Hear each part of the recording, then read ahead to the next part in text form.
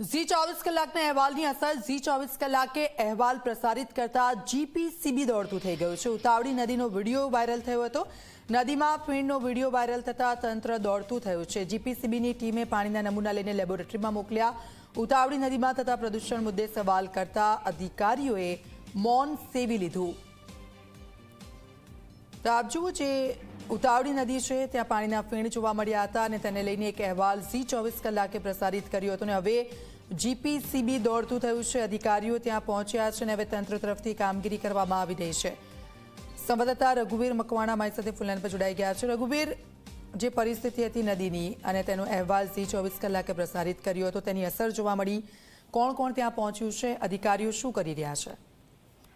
દીક્ષિતા, વાત કરવામાં આવે તો હજુ ગઈકાલે જ આપણે તે અહેવાલ પ્રસિદ્ધ કર્યો હતો અને જે વિડીયો સોશિયલ મીડિયામાં વાયરલ થયો હતો ત્યારબાદ આપણે અહેવાલ પ્રસિદ્ધ કર્યો હતો અને હાલ અત્યારે બોટાદ જિલ્લાનું જે વહીવટીતંત્ર છે તે સ્થળ પર પહોંચ્યું છે। જિલ્લાના કલેક્ટર, પ્રાંત અધિકારી અને અમદાવાદથી જીપીસીબીના અધિકારીઓ જે છે તે પણ હાલ ત્યાં સ્થળ પર તપાસ કરી રહ્યા છે। જે સમગ્ર મામલે તેમનું દ્વારા એવું જણાવવામાં આવ્યું હતું કે જે પાણીના જે છે તે નમૂના લેવામાં આવશે, તેમને લેબોરેટરીમાં મોકલવામાં આવશે, ત્યારબાદ તપાસ જે છે તે આગળ આવશે। પરંતુ હાલ જે વાત કરવામાં આવે તો જે ઉતાવળી નદી છે તેમાં આ પ્રદૂષણ મામલે અધિકારીઓને સવાલો કરતા, પ્રશ્ન પૂછતા તેઓ કેમેરા સામે કોઈ પણ પ્રકારનો જવાબ આપવાનો ઇનકાર કર્યો હતો અને અહીંથી રવાના થયા હતા। પરંતુ સમગ્ર મામલે હવે જોવાનું એ રહ્યું કે આમાં આગળ શું તપાસ થઈ રહી છે। જી બિલકુલ, આભાર રઘુવીર સમગ્ર વિગત બુદ્ધ।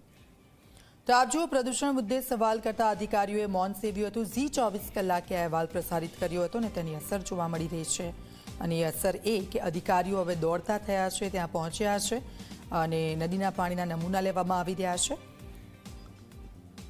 તો જીપીસીબી પાણીના નમૂના લઈને લેબોરેટરીમાં મોકલ્યા છે।